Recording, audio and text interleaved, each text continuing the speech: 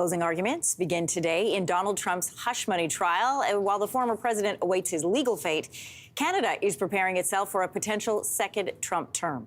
A group of Canadian officials and politicians and business leaders are reportedly meeting with Trump associates in Washington.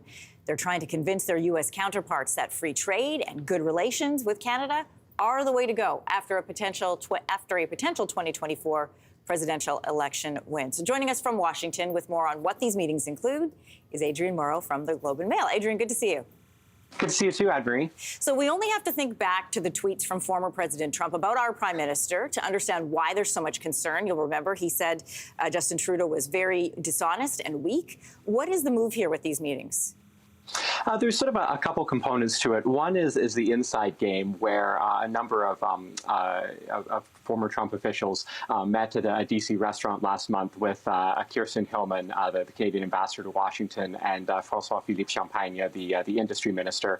And basically, it was sort of an opportunity for the Canadians to suss out what they see, what former Trump officials see Trump, doing if he gets back into office, as well as to sort of, make the case to them that Trump's trade agenda need not hit Canada, need not swipe Canada the way it did previously. There was another sort of discreet attempt to kind of work the rooms at a bunch of after parties from the White House Correspondents' Dinner by Katie Telford and Brian Clow, a couple of Justin Trudeau's top advisors. Again last month in D.C. And again, it was sort of an information gathering exercise in that case. So they were trying to sort of build relationships with people who might be in future administration, as well as sort of gather some information from them on what they foresaw happening. And then, of course, in addition to that kind of inside game, there's a more public outside game where Hillman, Champagne, Trade Minister Mary Ng, and a bunch of Canadian business leaders have sort of fanned out across the U.S.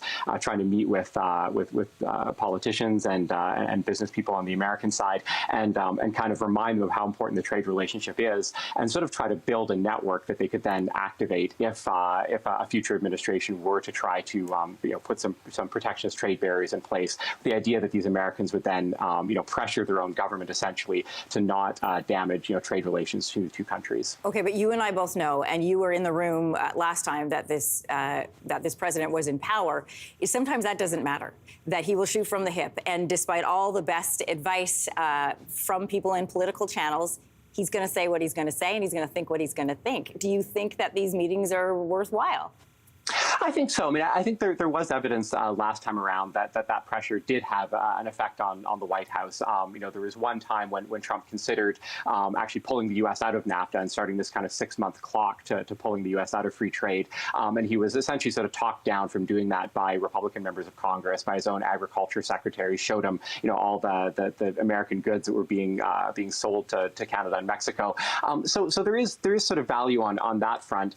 But you're absolutely right that in a lot of ways, Trump wants to do what he wants to do, and I think that that pressure may play a role in influencing him, but a lot of it is also going to come from internally and from his his sort of worldview. And his own former trade secretary Robert Lighthizer wrote a book last year in which he excoriated Canada for doing that sort of outside game the last time around, where he was upset, I guess, that the Canadians, he said, wanted to sort of negotiate or meet with anybody but him. And so you sort of take that the way you will.